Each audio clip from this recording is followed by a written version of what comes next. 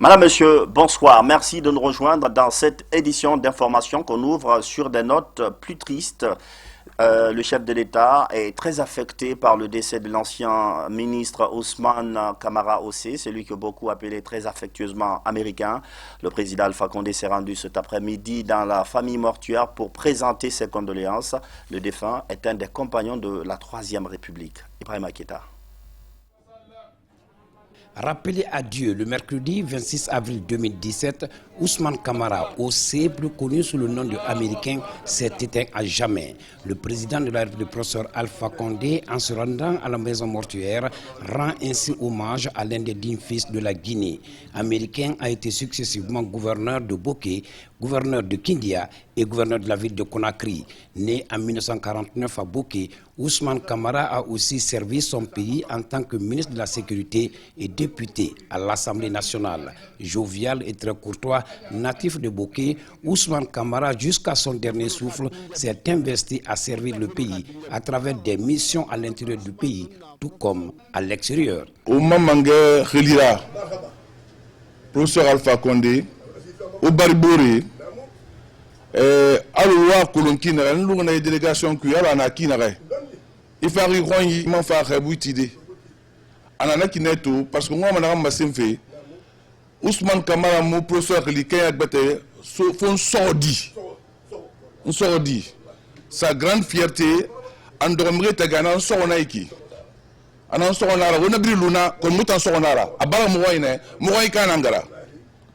A un biling, a un forum nanama, a un yom nanama, professeur Alpha Condé Rafema. Ora binye bouma, parce que nous avons nsa wodera no ma wombili nga kata wonga falabe anu toro anu sege parce que hanu te na ngoro 2010 professeur to a accusé Rabi madame Camara Nabi a Ousmane Gliné ana fote tanaka wa Ousmane Toufe a Ousmane Rafa a so na Ousmane na a muslima manga findi a Ousmane Moufere Borto magina nan doroiki et nous Ousmane Rafa accusé rien. Et nous président de Reborto. N'a pas fait né et oui boy balona na ki ala nan tuna kolon na bama. Mais professeur na amoyo rama anaka agli anaka mo so fe ife a barbore mu la fema. Ana Ousmane agli boke belrema a kata et na na mude boke kana na fanna. A faire fe na ana fe na fe la Guinée nambe mais a fe boke na agli la. Farana yema ala agli ko manakine au nom d'inde mais on t'a rehundé mais au nom d'inde colo faray fo magaro nakine farayire on numere barki colo mamenne farayire il est tratar colo mamenne farayire fa il on d'inde togo mamenne donc à faire fo na mara fo na la il a tagué to ondi ala tamun na bansa la Guinée farma ana ghera la samba ana ra falamba sana rafa am rafa ghera singende ba alors que agalu famille fait ma royenne femme wala tege sade ana yere no ludeni ni buma yere no yere mbeli minde na lu camera na la tege na de tege singi na ngara ba ube una ga fara wali na bari kabina lo hantu ato na farma wal dunya na mbir nayi afa fe so alo wa ko loki na manga gbete fa na fa alo ala côté na ndo ko ma isaranyi ana ne fa resoi ana fa lambe urana men to al guru tina wali yo lunyi ana fo ngasigane Ousmane ra famille nga sa ra Guinée tunga ra de tunga nga dantege sa famille be oto muto be atam mangera bon fagne nana fa mobile na be ara mayo wingi parce que on va mangesto han on va mangesto han mange on mange bin muslimi e bin ghairati mo ma faire ma singena ke on va mangesto na fa ma yombangri miri wuru miri go e bo kolon akinikini na Coloina, Fafa, Falobe, Untoro. Maintenant, Falo Magabilama. À mon professeur, il fallait qu'il y ait un sordinara. Alors, c'est nous qui avons gagné. Alors, parce que c'est l'enfant de notre tante. C'est l'enfant de notre soeur. Awaïna Naki. Ali Dongarea, et nous, nous avons fait des soucis qui n'ont fait là. À moi, tout ce que Boké, Asgara Wali n'a pas de Boké, fait qu'il fasse siga. Ma siga professeur Fanga, Marafaïnama. Ana aboya muno min de muno de Boké attendre Conakry professeur Gambia muska sanamato atofa na lo no mara to fa na ngili na ba so na yo ana compte rendu là-bas mais betala ko ngolori ana parce que on la mo ngera ba umbura ana non il se fait na mbir na ba ngoi ta ku une bar fan ana ki di ana je suis déçu ana maintenant nous font compte rendu là-bas mais ala mo libo mutare yama parce que mri la femme mri à la qualité de film betema ala to manga firi asodima na fait la femme na mala tanda sto ala dana kina ala mo libo yama non na ma sem fait professeur lira mon nom c'est beta fala de tout fo nga fala ha de be nga fala ha gine be e rasabari. Ousmane Camara, américain, laisse derrière lui une veuve et 4 enfants, dont une fille. Que l'âme du ministre Ousmane Camara repose en paix. Ce grand natif de Bokeh. J'en reçois un autre dans ce studio, Monsieur Rachid Ndiaye, ministre de la Communication. Monsieur le ministre, bonsoir. Bonsoir. Je vous recevrai tout à l'heure dans quelques minutes pour parler de la journée internationale des médias. C'est demain. Une journée consacrée à la presse dans le monde entier pour rappeler au peuple la nécessité de défendre la liberté d'expression. En Guinée, quel est le sens de cette journée? Il y a tout de même quelques acquis, notamment la dépénalisation du délit de presse. Saliouba, commentaire. Depuis 24 ans, le 3 mai de chaque année est célébré comme journée internationale de la liberté de la presse.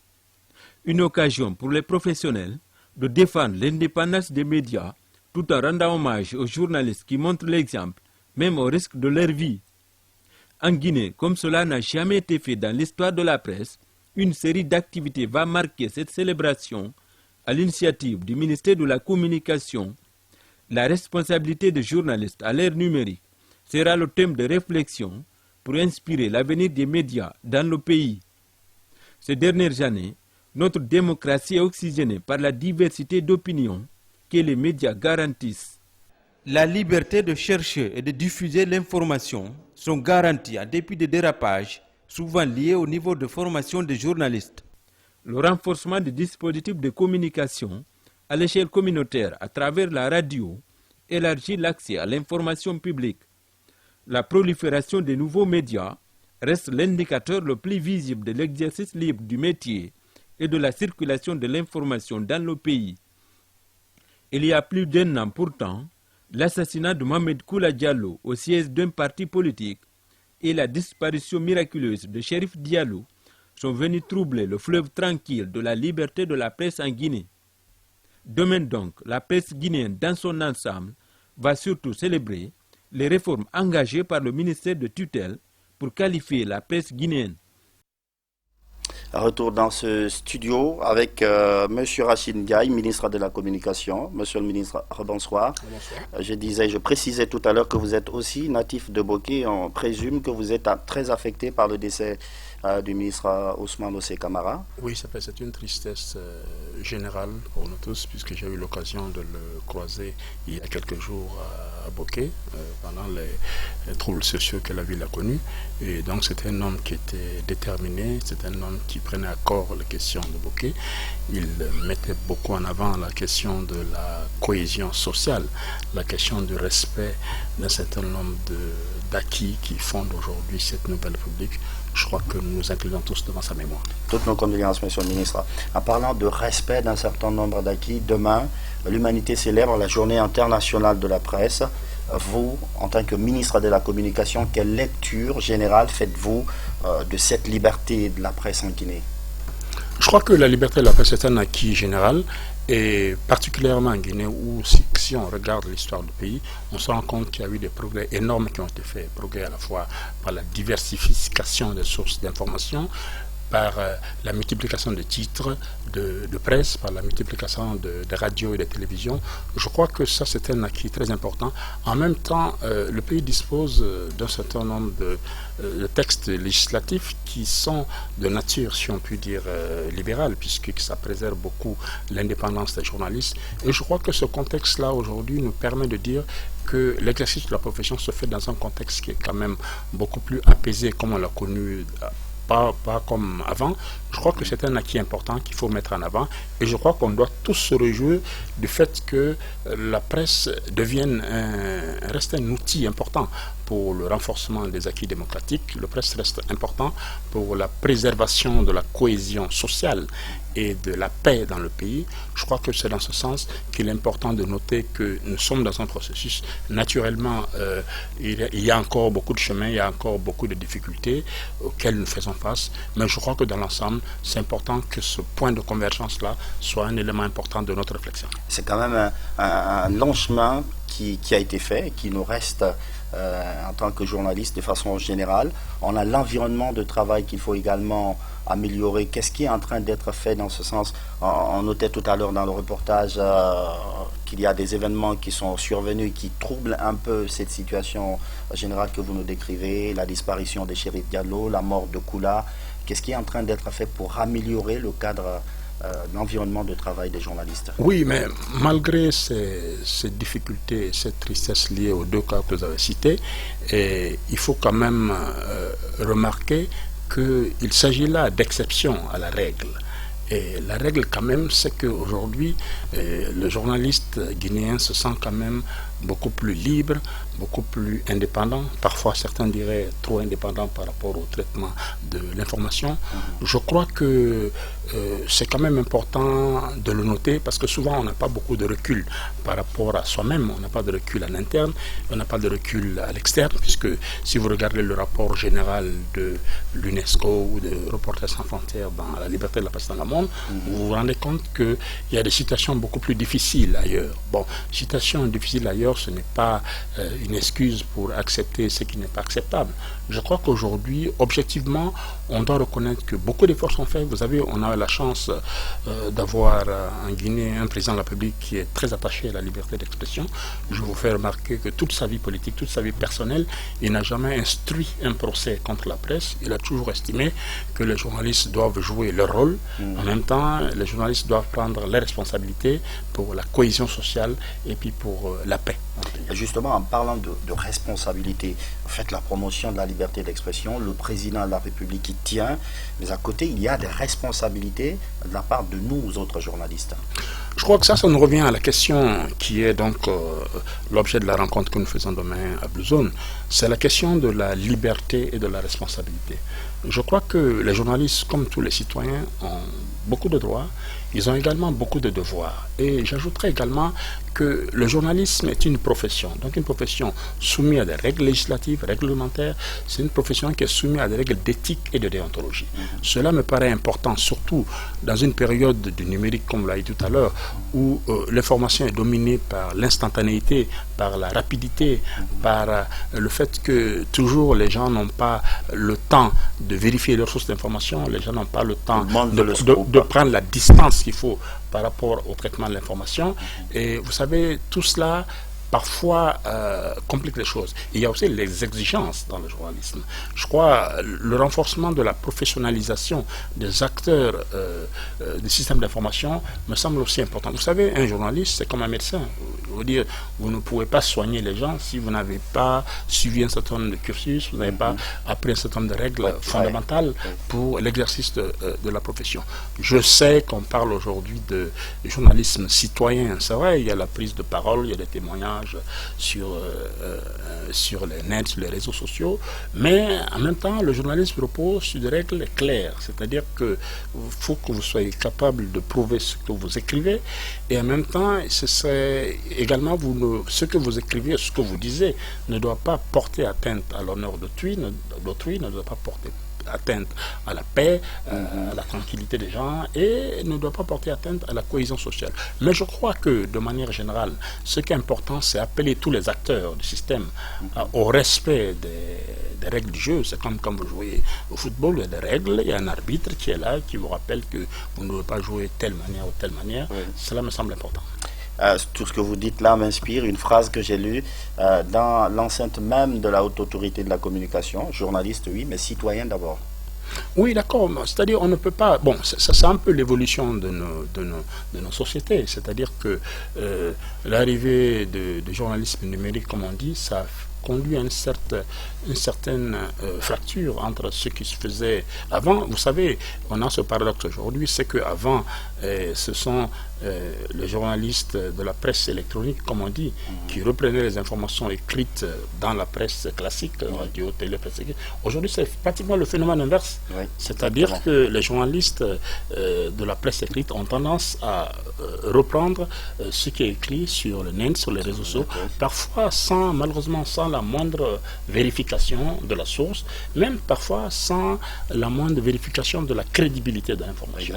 Quand nous sommes dans un pays comme le nôtre où nous avons besoin de construire un État fort, un État responsable, un État juste et fraternel, il est très important que cette exigence de crédibilisation à la fois des sources de l'information et des acteurs de l'information soit un élément important du débat. Merci beaucoup, Monsieur le Ministre. Merci d'être passé dans ce studio pour parler de cette liberté d'expression. À ce sujet, justement, la présidente de la Haute Autorité de la Communication a fait une déclaration. Madame Martine Condé rappelle les avantages et contraintes liées à l'exercice du métier de journaliste en Guinée. Il y a des règles à respecter, des règles consignées dans le code de déontologie. Je vous propose de suivre un extrait de cette déclaration. Messieurs les femmes et hommes des médias guinéens, l'occasion nous est donnée de faire le bilan de la réalité de la presse dans notre pays au cours des 12 derniers mois. Tout d'abord, nous sommes heureux d'informer qu'aucun journaliste n'est en état d'arrestation en Guinée, bien que de multiples dérapages sont souvent constatés dans la presse, aussi bien à Conakry qu'à l'intérieur du pays. Ce 3 mai 2017, la Haute Autorité de la Communication invite les femmes et les hommes des médias à œuvrer pour la promotion d'une société guinéenne pacifique, juste et inclusive. Nous invitons surtout les journalistes à plus de responsabilité sociale et à davantage de professionnalisme. Pour sa part, la Haute Autorité de la Communication, conformément à sa mission de régulation, fera en sorte que la protection des professionnels des médias soit assurée dans le respect des textes de loi sur la liberté de la presse en Guinée. Vive la Journée mondiale de la liberté de la presse en Guinée. Vive la presse guinéenne. Bonne fête à toutes les femmes et à tous les hommes des médias en Guinée et dans le monde. Je vous remercie. Le médiateur de la République, en quoi consiste son rôle? Quelle est l'étendue de son pouvoir? Où et quand l'exercer? Autant de questions que s'oppose la presse. Le général Fassiné Touré était devant un parterre de journalistes pour tenter de répondre à toutes ces interrogations. Il s'agit d'un atelier pour amener la presse nationale à mieux cerner le concept des médiateurs de la République. On voit tout cela avec Aboubacar Junior Camara. Durant 2 jours, les hommes des médias issus de différents organes publics et privés passent au peigne fin le rôle du médiateur de la République, ainsi que la loi organique qui régit son fonctionnement. Le médiateur a 2 rôles. Comme je l'ai dit tout à l'heure, un rôle principal et un second qui est subsidiaire. Le rôle principal du médiateur consiste à essayer de trouver des solutions à l'amiable des conflits qui opposent administration et administrés. Créé par la Constitution de 2010 à son titre 6, le médiateur de la République est un organe intercesseur indépendant, gracieux et impartial entre l'administration et les administrés. Pour expliquer les conditions de cette institution en Guinée, il faut la participation des médias. J'ai retenu beaucoup dans le fonctionnement de l'institution médiateur de la République et je pense que ce qu'on attend de nous après ces séances de formation, c'est aussi vulgariser tout ce que nous avons appris et je pense que ça se fera avec brilloté. À l'issue de ces 2 jours de formation, plusieurs recommandations sont faites, notamment la mise en place d'une structure de communication autour du médiateur de la République. L'atelier a bénéficié de l'appui financier du Centre européen d'appui électoral. Le général Fassiné Touré, médiateur de la République, remplacé à cet événement par son conseiller. Le civisme électoral, la société civile ouvre le débat. En prélude aux prochaines élections, le Conseil des organisations de la société civile Antenne Conakry vient de lancer des centres d'éducation. Leur rôle, renforcer les connaissances des citoyens sur des questions électorales. Valérie Talimané. 6 mois après la célébration de la Semaine nationale du civisme et de la citoyenneté, des acteurs de la société civile réfléchissent sur la validation du document de pérennisation de centres d'éducation civique et électorale. Le document vise à renforcer les pratiques du civisme afin de préserver les acquis de la nation. Ce document doit pouvoir apporter une réponse claire sur la pérennisation des questions d'éducation civique et électorale en Guinée. Vous savez que nous avons remarqué qu'entre les élections où il n'y a pas d'information électorale, vous avez remarqué aussi que si ce n'est pas les semaines d'éducation civique en Guinée, du civisme, il n'y a pas une espèce d'information sur le civisme en Guinée. Donc c'est une réponse vraiment à travers les centres d'éducation civique qui sont des espaces d'échange et d'information pour pouvoir continuer indépendamment de l'apport des partenaires qu'ils soient techniques ou financiers. Mis en place en 2012 par USAID et AIFES, les centres d'éducation civique et électorale ont pour but de construire un citoyen modèle. Cela dans le but de rehausser le niveau de compréhension des citoyens sur les questions de civisme. C'est une expérience qui est en train de réussir dans l'accompagnement de l'État à la mise en œuvre de sa politique en matière d'éducation civique, surtout dans le volet électoral. À travers ces centres, les acteurs de la société civile comptent obtenir des outils de réhabilitation communautaire des actions d'éducation civique. Ils s'engagent ainsi à pérenniser la démarche. À partir d'aujourd'hui, je vais essayer de continuer à faire la sensibilisation et l'information pour que le projet soit pérenne. Vous savez, l'éducation civique, c'est quelque chose qui doit être continuel. Ça ne doit pas s'arrêter du jour au lendemain. Parce que pour transformer l'esprit, il faudra un processus continuel.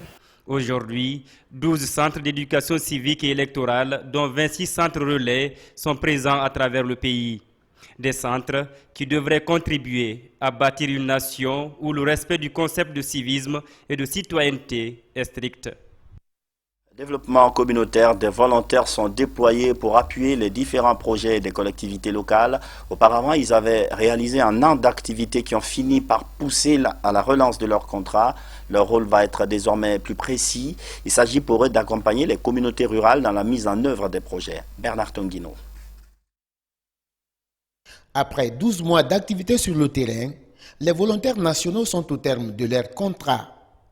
Au cours de cette rencontre de bilan, les représentants de l'administration publique et les bailleurs de fonds saluent le travail accompli par cette 4e vague de volontaires. Travail qui aura contribué à booster le développement des communautés. Ces volontaires viennent de terminer leur contrat de participation à la consolidation de la paix et au développement communautaire avec professionnalisme et dans un esprit de solidarité. Ils se sont déployés de manière intensive du 1er mai 2016 au 30 avril 2017 pour l'intérêt supérieur de leur pays, la Guinée. Ils étaient une 50aine de volontaires déployés à travers le pays.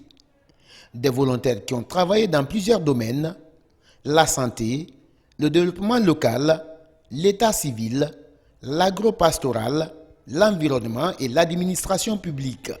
Ce travail m'a permis d'avoir beaucoup de connaissances sur l'administration, connaître le traitement des courriers, parce que tous les volontaires qui étaient déployés à l'intérieur du pays, chaque fin du mois, chacun envoyait ses rapports. Et j'étais chargé de dépouiller ces rapports et faire un rapport global. C'est vraiment un devoir, parce que là, on ne regarde vraiment pas ce qu'on nous donnait, mais vu le travail qu'on faisait, qu'on servait à la communauté vraiment, et qu'à la fin de ce travail-là, que les gens viennent vraiment nous dire qu'ils sont satisfaits de notre travail, ça vraiment, c'est réconfortant. Satisfaits des résultats obtenus à l'issue de l'intervention des volontaires, les bailleurs de fonds et l'Agence nationale de volontariat jeunesse décident à l'unanimité de renouveler le contrat des jeunes volontaires. Ils devront répartir auprès des communautés pour une nouvelle mission d'assistance au développement local. Un mouvement de soutien en faveur du président Alpha Condé, il vient de naître à Moine-Guinée. Le mouvement est lancé par des ressortissants de cette localité. Il est dénommé Fouta pour tous et tous pour le Fouta. Le mouvement se propose d'appuyer les actions de développement du chef de l'État. Le point avec Moussa Komara. Pour accompagner les actions du président de la République, les cadres ressortissants de la région du Fouta ont mis en place un mouvement. Ce mouvement est dénommé Fouta pour tous, tous pour le Fouta. Le Fouta a besoin des hôpitaux, des écoles, des centres de santé dans les brousses, etc., etc. Nous avons besoin de l'eau, de l'électricité. Nous avons pensé qu'il était important que le Fouta se réunisse, les cadres, les opérateurs économiques, les femmes de ménage, tous ceux qui sont issus du Fouta. Et quand je parle de Fouta, je précise très bien, il ne s'agit pas seulement des Bari de Fouta, des Diallo de Fouta, de Ba de Fouta ou de So de Fouta. Je parle des Kaba, des Keita, des Kamara, des Diakanke, des Diaby, etc., etc. Tous ceux qui sont nés au Fouta Jalon ou qui revendiquent une appartenance. Il y a certains qui pensent que non, ce n'est pas notre pouvoir ça. Donc il faut changer cette perception.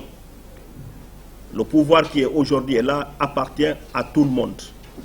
Il n'y a pas à dire il faut attendre demain notre tour. Notre tour c'est aujourd'hui et notre tour c'est demain. Pour réaliser ce projet, le mouvement envisage des stratégies qu'il compte mettre en route les jours à venir.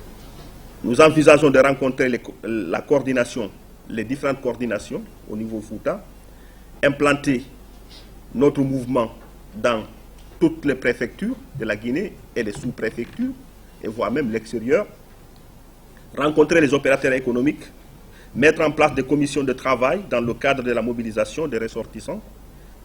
Certains disent, oh, il veut préparer l'arrivée du président au Fouta. Non. Alpha Condé est le président de la République de Guinée. Le président de tous les Guinéens. Quand il veut se déplacer à Zéro-Corée, on n'a pas besoin de créer un mouvement pour qu'il vienne à Zéro-Corée. On dit, oh, le président doit venir à l'Abbé pour proclamer le 3e mandat. C'est du bluff, c'est des faux problèmes. À peine né, le mouvement fait l'objet de beaucoup d'adhésions en Guinée et à Conakry. Opter pour un système bilingue au niveau de l'enseignement supérieur, c'est le nouveau défi que se lance le département de tutelle. Objectif ambitieux qui vise à faire de l'anglais l'autre langue étrangère associée à l'enseignement du français. Mounir Bari, Seydou Bandiaï. Promouvoir et rendre les institutions d'enseignement supérieur bilingues, c'est l'objectif que se fixe IMAT Collège. Fondateurs et décideurs entendent s'investir pour détecter le meilleur talent de la langue anglaise en Guinée. Nous nous sommes fixés comme objectif de faire de nos institutions des institutions bilingues, qu'on puisse enseigner l'anglais et le français dans toutes les institutions d'enseignement supérieur. Cela a un objectif, ou un certain nombre d'objectifs, ou d'intérêts plutôt, je voudrais dire. D'abord, l'enseignement de la langue anglaise permet l'accès à un certain nombre de choses. D'abord, l'information scientifique, parce que l'essentiel des ouvrages scientifiques sont rédigés plutôt en anglais. Aujourd'hui, autour de ce débat, nous avons consacré ce jour-là à discuter comment pouvons-nous réorganiser l'enseignement de la langue anglaise en Guinée. Comment réorganiser l'enseignement de l'anglais pour en faire la deuxième langue de travail du pays? Voilà le pari des encadreurs et autorités. Nous sommes en train de voir comment nous pouvons être dans la modernisation.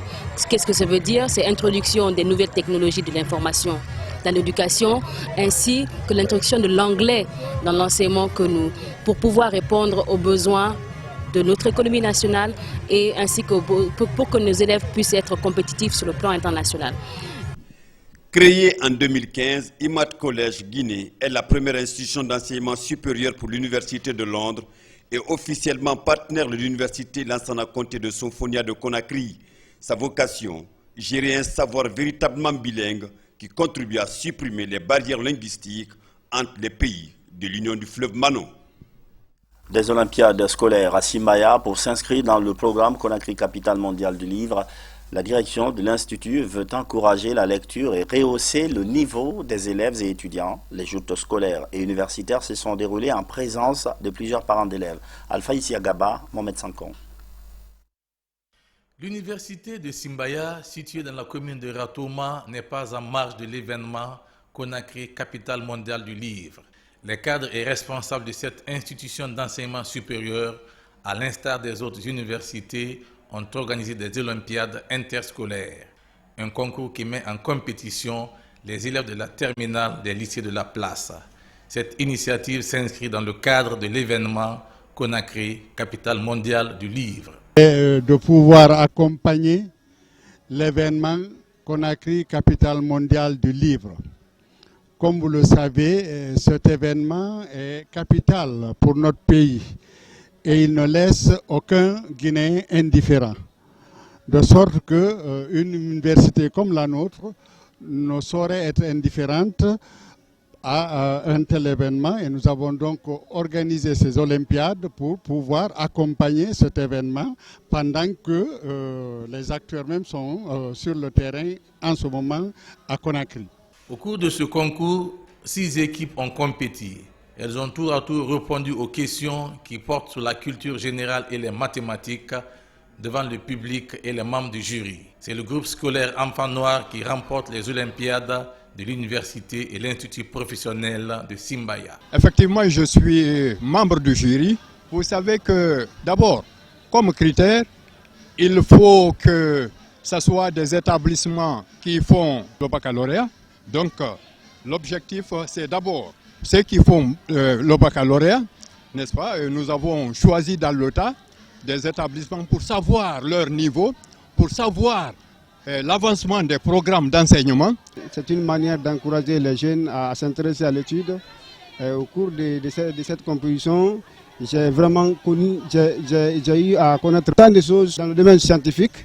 Vraiment, ça encourage, c'est une initiative à encourager. Première édition du JAR, cette université compte tenir compagnie à ce grand événement littéraire et culturel.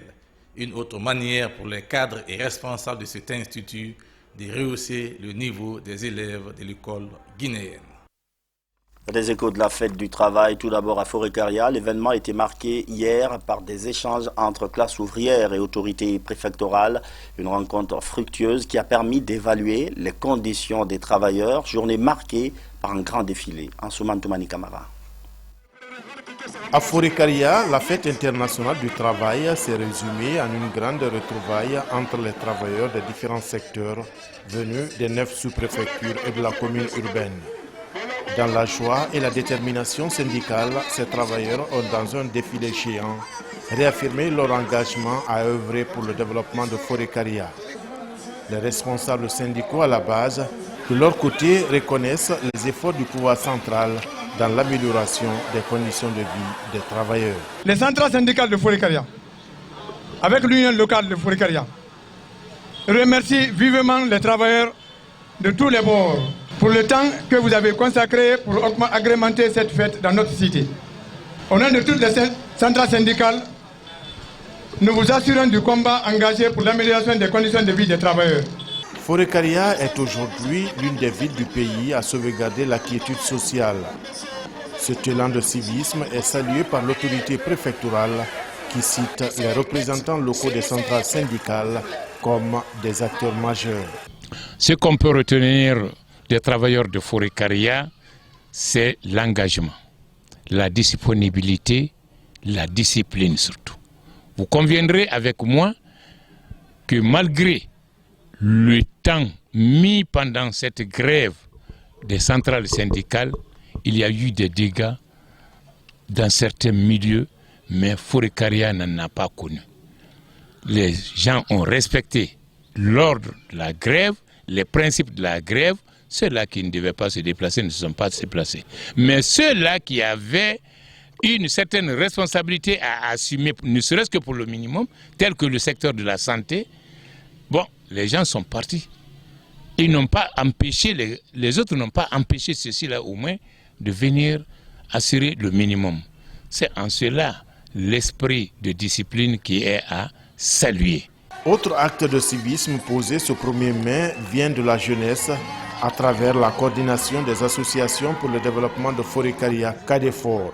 Elle offre un important lot de matériel d'assainissement au groupement des femmes balayeuses de Moria Forêt-Caria. En plus de la paix sociale, Forêt-Caria est l'une des villes du pays à faire de la propriété l'une de ses priorités. À Sigiri, la célébration du 1er mai a permis de faire une visite de terrain. Il était question de voir les cités qui hébergent les employés de la SMD. L'objectif est de s'assurer que les travailleurs sont dans un meilleur cadre de vie. Mais qu'est-ce que c'est qu'une fête du travail sans des doléances syndicales? Mamadi Terna Kamisoko. Ici, à Sigiri, le 1er mai, fête internationale du travail est mise à profit pour mettre en confiance les travailleurs. À l'Hérault, par exemple, l'accent est mis sur la réhabilitation des cités pour de meilleurs cadres de vie pour les travailleurs. Sur le terrain, des travaux de rénovation sont engagés, notamment sur les bâtiments, et bientôt une connexion Wi-Fi sera disponible gratuitement. Et ces travaux de rénovation vont continuer chaque année, ça sera effectué pour rendre le cadre encore plus agréable pour ceux qui y habitent. Ça, ce n'est qu'un début et ça va continuer pour les années qui viennent. Et c'est tout un programme. Les rénovations touchent les camps qui appartiennent à la SMD.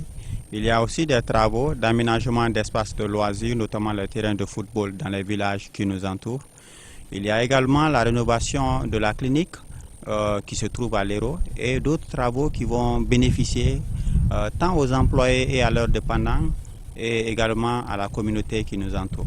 La réalisation de ces projets sociaux en faveur des travailleurs est bien appréciée par la section syndicale qui plaide tout de même pour plus d'investissements afin d'améliorer les conditions de vie et de travail des employés. Nos gros problèmes ici, c'est de faire ici les lieux de loisirs. Actuellement, nous sommes en négociation et ce point fait partie parmi notre plateforme. Nous voulons réellement un centre de loisirs comme à l'instar des autres sites miniers. Bon, moi, je suis très content du fait que la société est en train de faire ça pour ses travailleurs. Seulement, bon, si on pouvait un peu améliorer les conditions de la cité.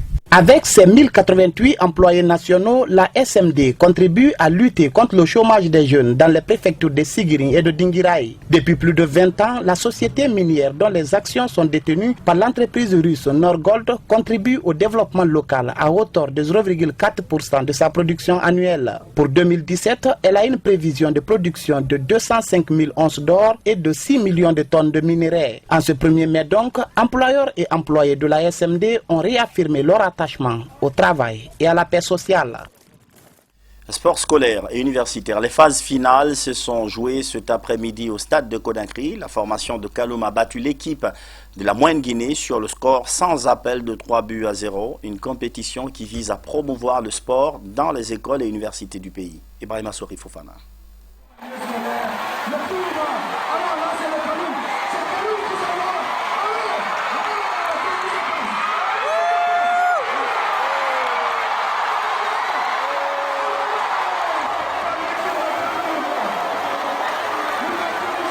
C'est une finale qui a démarré avec engagement et vivacité de la part des deux équipes qui avaient la volonté à rapidement prendre les commandes de cette rencontre.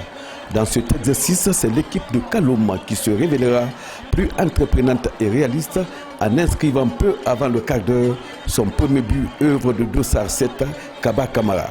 La mi-temps interviendra sur ce score. À la reprise, l'équipe de la Moyenne-Guinée réussira quelques incursions inquiétantes, mais à cause du manque de lucidité de ses attaquants, aucune action n'a pu aboutir. Chemin faisant, la formation de Kaloum profitera pour mettre la pression en inscrivant deux autres buts par Ousmane Kamara et Sekouba Kamara. Score final 3-0 en faveur de l'équipe de la direction communale de l'éducation de Kaloum. Nous repartons ici avec beaucoup de satisfaction. Nous retenons l'image d'une jeunesse guinéenne totalement saine, totalement engagée, qui a besoin juste d'un peu d'encadrement pour pouvoir exposer l'immense talent qu'elle regorge. Et nous sommes heureux de cette première édition du SMUS à Conakry et nous invitons d'ores et déjà le public sportif à la prochaine édition. Une grande première en Guinée depuis plusieurs décennies, le sport scolaire ne doit plus s'arrêter en tant que pourvoyeur des fédérations sportives nationales. Je suis impressionné par la qualité d'organisation de ce tournoi. Je suis impressionné par l'engagement des jeunes qui sont venus de la forêt, de l'abbé, de Kankan. Je suis plus confiant au sport scolaire. Je suis rassuré que c'est ce sport-là qui va donner renaissance au football guinéen. On a sévré le peuple de Guinée et les élèves guinéens de ce tournoi scolaire, ça fait 40 ans. Grâce au gouvernement de Mamadi Yula et le professeur Alpha Condé, voilà qu'après 40 ans, le ministère de l'enseignement préuniversitaire est parvenu à organiser pour la première fois 40 ans ce grand sport, le sport des sports, tournoi scolaire pour l'année 2017. Les meilleurs arbitres sportifs et équipes des 4 disciplines en compétition ont été primés et reçu des médailles et trophées. Et tous ces meilleurs sont d'office qualifiés pour les phases finales du championnat régional à Abidjan prévu en 2018. 3-0 pour l'équipe de Kaloum. Même score ce soir lors du premier match des demi-finales de la Ligue des Champions. Le Real a dominé l'Atlético Madrid sur le score de 3-0, un triplé de Cristiano Ronaldo. Demain, l'autre match de cette demi-finale, Juventus de Turin contre l'AS Monaco. C'est la fin de cette édition d'information. Merci de votre fidélité à la télévision nationale. Bonne fête à tous les journalistes guinéens. Bonsoir.